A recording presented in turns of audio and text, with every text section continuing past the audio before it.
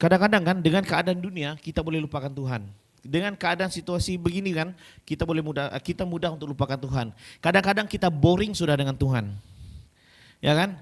Hari Minggu pergi gereja, hari Selasa ada kelompok doa, hari Jumat ada kelompok sel. Boring. Ya ini kita selalu terjadi. Ya, karena kita perlukan sesuatu supaya orang dapat rasa gereja mesti ada ini, gereja mesti ada itu. Ya mesti ada, tetapi satu hal, kalau kamu tidak dapat mengasihi Tuhan dengan segenap hati, kamu akan mulai semakin hari semakin bosan dengan Tuhan. Oke? Dengan cara bagaimana? Simple saya kata. Kalau Anda yang masih bujang, kalau kamu sudah rasa bosan dengan pasangan kamu putus ke tidak? Ya kan, putus kan, begitulah. Kan, atau kamu rasa macam dia sudah inilah, dia sudah lain lah, dia sudah berbeda lah. Kita rasa macam tak boleh sudah. Kata kita putus, begitu. Betul? Kita akan tinggalkan pasangan kita. Kamu tahu pasangan kita akan rasa kecewa. Pasangan kita akan rasa kecewa. Kenapa? Karena kita putuskan hubungan antara kita dan dia. Saya dan dia. Oke? Nah, begitu juga ada hal kita dengan Tuhan, saat kita rasa mau tinggalkan Tuhan, Tuhan juga pasti rasa kecewa. Kalau kamu tahu rasa sakit hati ditinggalkan, begitu juga Tuhan. Oke, jangan pernah tinggalkan Yesus. Ingatlah keselamatan yang telah Tuhan berikan bagi kita adalah keselamatan yang luar biasa, sehingga kita dapat menerima kehidupan yang kekal di suatu masa yang kelak. Oke. Nah hari ini saudara yang saya kasih, harus kita mengasihi Tuhan dengan segenap hati kita. Matius, wah ini tak nampak nih, apalagi saya dekat sini. Oke, Matius 22 ayat 37. Oke, boleh cek dalam Alkitab, dalam telepon boleh ya. Oke, so begini. Jawab Yesus kepadanya, kasihilah Tuhan Allahmu dengan segenap hatimu dan dengan segenap jiwamu dan dengan segenap akal budimu. So, Yesus mengutip Ulangan 6 ayat 5 yang dikenali sebagai Shema dalam tradisi Yahudi. Oke? Kata Shema berasal dari kata Ibrani yang bermaksud dengarlah dan perhatikanlah. Ini merujukkan kepada ayat pembukaan doa tersebut. So, doa ini sering disebut sebagai Shema Yisrael. Oke? So, kalau kita lihat daripada makna Shema di sini pengakuan ketuhanan yang esa. Shema dimulai dengan pengakuan bahwa Tuhan adalah satu dan yang menekankan monoteisme dan ketaatan kepada Tuhan yang esa. Kasih yang total kepada Tuhan, ini yang kedua. Mengasihi Tuhan dengan seluruh jiwa, hati, dan kekuatan. Dan yang ketiga, ketaatan dan penyerahan diri. Shema juga merupakan panggilan untuk ketaatan sepenuh hati kepada Tuhan dan hukum-hukumnya. So, ajaran yang diajarkan dan dihidupi orang Israel diajarkan untuk menyampaikan dan mengingatkan Shema sepanjang hari ketika duduk di rumah, berjalan di jalan, berbaring dan bangun. Oke?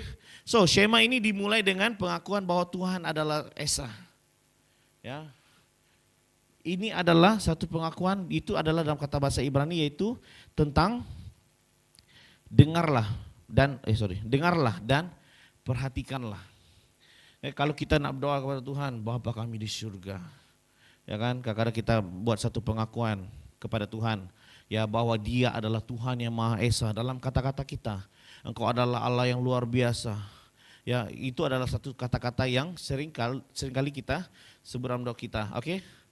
Alright, so kita dalam kita berdoa kita jarang nak pakai ayat Shema kan, tapi kita selalu pakai pengakuan dengan bahasa yang kita fahami.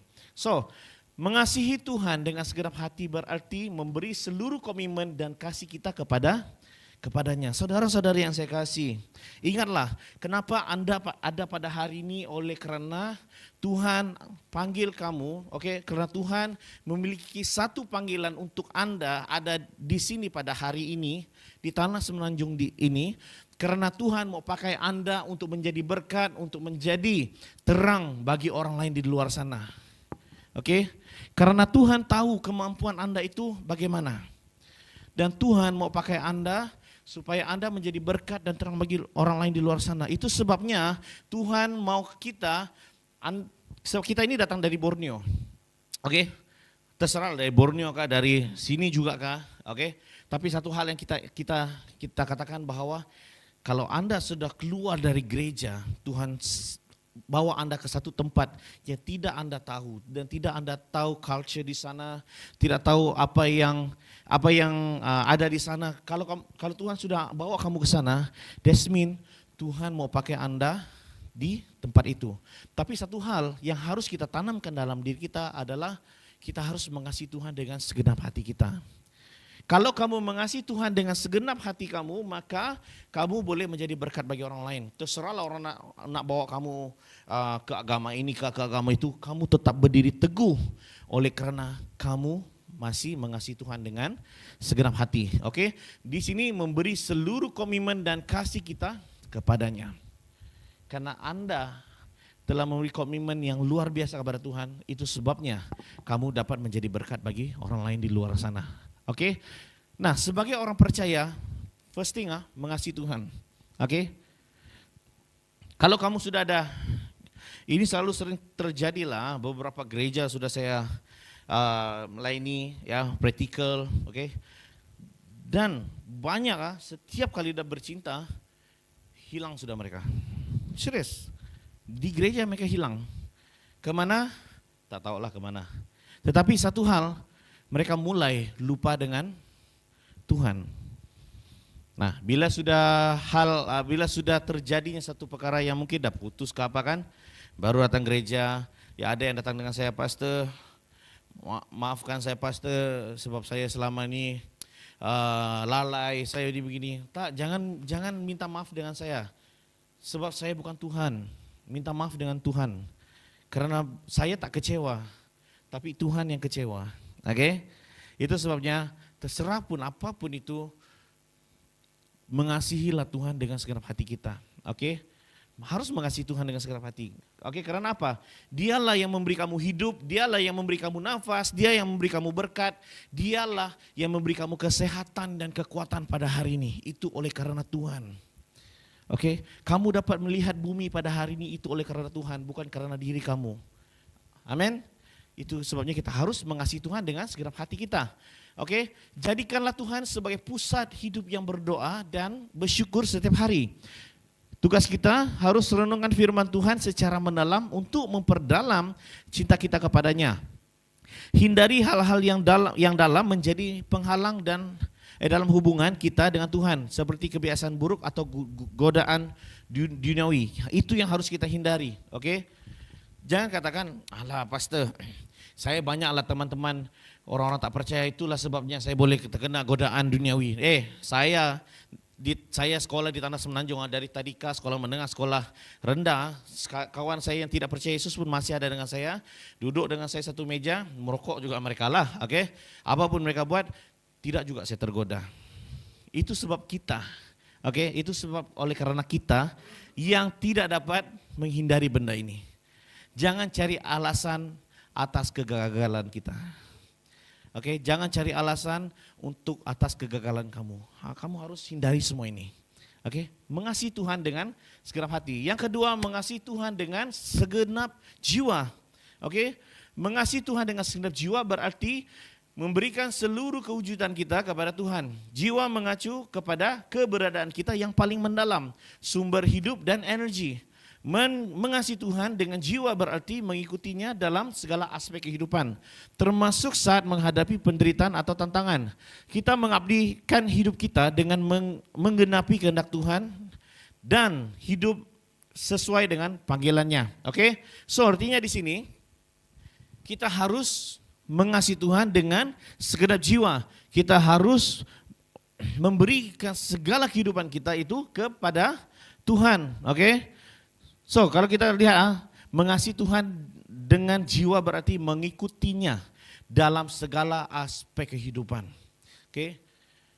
Di gereja kamu ikut Yesus, di luar kamu ikut Yesus, dalam pekerjaan kamu ikut Yesus, dalam persekolahan kamu ikut Yesus. Oke. Segala sesuatu kamu ikut Yesus. Karena apa? Yesus mau kamu menjadi terang. Oke. Kamu harus mengikuti Yesus. Dimanapun kamu berada, itu adalah pelayananmu. Walaupun kamu tak rasa itu di gereja, walaupun kamu rasa itu tempat kerja kamu, jangan anggap itu hanya pekerjaan, tetapi itu juga adalah pelayanan. Oke? Macam mana pastor? tiada pun praise and worship, tiada pun salib di di saya punya di saya punya kerja atau di saya punya tuh. Tidak perlu salib-salib lah, ya kan? Dimanapun kamu berada, layanilah mereka. Oke? Orang-orang di sekeliling kamu masih perlukan Yesus, masih memerlukan kasih Tuhan. Kita sudah merasakan kasih Tuhan, kita sudah merasakan kuasa Tuhan, urapan Tuhan. So tanggung jawab kita tak boleh syok sendiri dengan apa yang kita sudah terima dari Tuhan. Kita harus menjadi berkat bagi orang lain di luar sana. Saya tidak minta kita untuk menginjil, tetapi saya minta untuk kita mengatur karakter kita, tunjukkan karakter kita, karakter Kristus itu kepada orang lain. Oke, karakter Kristus itu ada dalam diri kita. Harus kita tunjukkan kepada orang lain di luar sana. Oke, itu yang sangat penting. So, apa yang kita harus lakukan adalah persembahkanlah segala sesuatu dalam hidup kita, baik kerjaya, keluarga maupun pelayanan kepada Tuhan. Tetap setia untuk mengabdi tetap setia dalam pengabdian kita kepada Tuhan meskipun dalam kesulitan. Hiduplah dengan visi bahwa kehidupan ini adalah untuk memuliakan Tuhan dan setiap tindakan dan keputusan. Nah, seperti saya jelaskan tadi, oke, dimanapun kita berada, apapun yang kita lakukan harus menjadi berkat dalam kesulitan apapun yang kita alami dalam pekerjaan kita, apapun itu dalam persekolahan kita, oke, apapun yang kita alami, tunjukkanlah kasih Tuhan itu kepada orang lain. Oke, ada orang kan bila dia mengalami kesulitan, dia tenang saja kan. Ada orang kalau dia mengalami kesulitan, dia nervous, dia takut, sudah panik semua, ya, semua terjadi. Tapi satu hal yang saya ingin katakan bahwa meskipun apapun yang terjadi ya dalam pekerjaan kita, dalam persekolahan kita, ingatlah bahwa Tuhan adalah satu-satunya yang boleh menolong kita, oke? Dan Tuhan memiliki satu tugas, ya, Dia memberi kita satu tugas untuk menyatakan kasih kepada orang lain di luar sana, oke? Itu yang sangat penting, kasih yang harus menjadi terutama dalam kehidupan kita. Yang ketiga, mengasihi Tuhan dengan segenap akal budi. Akal budi melambangkan pikiran, intelek, dan kemampuan kita untuk berfikir dan memahami. Oke, mengasihi Tuhan dengan segenap akal budi berarti menggunakan semua kemampuan intelektual kita untuk mengenal Tuhan dengan lebih baik dan memuliakannya. Mengasihi Tuhan dengan pikiran kita mencakup belajar, memikirkan dan merencanakan segala sesuatu dengan hikmat ilahi. Ini juga berarti menyelaraskan cara berpikir kita dengan kebenaran firman Tuhan. Kita belajar tentang firman Tuhan.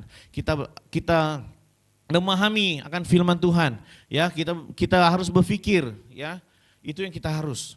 Kalau kamu hanya dengar lagu, saya kata begini ya. Kalau kamu hanya dengar lagu Tuhanlah beri kemenangan bersama kita, kan? Kalau kita hanya dengar lagu, itu tidak akan menjadi satu power ya di dalam diri kita. Kita tak akan dapat satu firman yang kita boleh tanamkan diri kita. Kita bukalah Alkitab, baca dia, renungkan. Kalau kamu tak dapat buat renungan pagi, buatlah tengah hari. Kalau tak dapat buat tengah hari, buatlah petang. Kalau tak dapat buat petang, buatlah malam. Kalau kamu susah nak membaca, sekarang ni ada radio. Oke? Kalau rasa macam susah nak mendengar, macam mana lagi ya? Suruh orang tolong baca untuk kita. Kan macam-macam cara lah. Oke? Sebenarnya banyak hal dalam Alkitab yang kita kalau kita tak kaji betul-betul lah, kita takkan tahu berapa uniknya firman Tuhan ini. Oke? Kamu tahu dalam Alkitab banyak hal yang kita akan macam terkejut kalau kita rasa, rupanya dalam Alkitab ada ini, rupanya dalam Alkitab ada itu. Ya. Alkitab ada bercakap tentang malaikat. Alkitab ada bercakap tentang Lucifer. Ya. Alkitab ada beritahu bagaimana rupa malaikat. Alkitab ada beritahu bagaimana rupa Lucifer. Mesti kamu orang pikir yang malaikat nih, yang ada orang, betulkah? Yang ada orang lepas itu ada sayap. Betul? Mesti pikir begitu kan? Anda baca Alkitab, oke? Baca Alkitab, Anda akan temukan bagaimana rupa malaikat. Saya tidak akan bagi tahu di sini ya, tapi saya mau kamu orang kaji bagaimana sebenarnya rupa malaikat. Oke, nanti kalau kamu orang terkejut, pastor, Apa malaikat ini begini pula dia cakap kamu cari dulu. Kalau kamu rasa bingung-bingung kenapa malaikat dia ada banyak mata, banyak sayap, baru jumpa saya. Kalau kamu keliru lah, kalau kamu udah faham tidak apa. Kalau kamu sudah mulai keliru dengan kitab, jumpa saya. Oke, itu sangat penting. Oke, banyak keunikan dalam Alkitab yang kita sebenarnya tidak jumpa. Oke, tapi kalau kamu merenungkan, kamu baca dan merenungkan, kamu akan mengerti banyak hal. Kamu akan faham banyak hal. Apa yang akan terjadi dalam dunia pun kamu akan tahu. Oke? Kamu nak sekarang dalam TikTok selalu orang cakap, "Oh, saya nampak nanti 2025 akan terjadi ini, 2026 akan terjadi ini, 2027 akan terjadi ini." Tak perlu orang explain. Alkitab sudah tulis. Kau baca saja, oh begini pula terjadi nanti kalau sudah akhir zaman, oh begini pula terjadi akhir zaman. Sebelum orang cakap begitu, Alkitab sudah sebut. Oke? Itu sebabnya inilah keunikan Alkitab. Kita harus baca. Kalau kamu nak tahu masa depan akan terjadi macam mana, Alkitab sudah tulis. Tapi satu hal, Alkitab tidak membawa kita dalam ketakutan, tetapi dia membawa pengharapan. Oke, saat kamu membaca Alkitab, dia membawa satu pengharapan kepada kita. Oke, so ini berarti hari ini saya mau katakan, saat kita sudah membaca Alkitab, kita mampu hidup di dalam kasih. Karena dalam Alkitab juga bercakap tentang kasih. Dan juga yang kita harus pikir, yang harus kita tanamkan dalam pikiran kita, dalam pikiran kita adalah firman Tuhan tentang kasih, supaya kita dapat hidup dalam kasih dan berpikir secara baik, ya, berpikir dengan cara kasih. Kasih itu siapa? Tuhan. Ya, apabila kita berpikir dengan firman Tuhan, ya, apabila kita bercakap dengan orang pun kita selalu bercakap tentang firman Tuhan. Apabila orang minta cadangan ini, cadangan itu, ada orang pegaduh apakah kita sudah boleh berpikir dengan cara Tuhan. Yaitu dengan apa? Mengasihi. Oke? So kasih itu adalah yang sangat menjadi satu impak yang luar biasa dalam kehidupan kita. Terserahlah orang nak.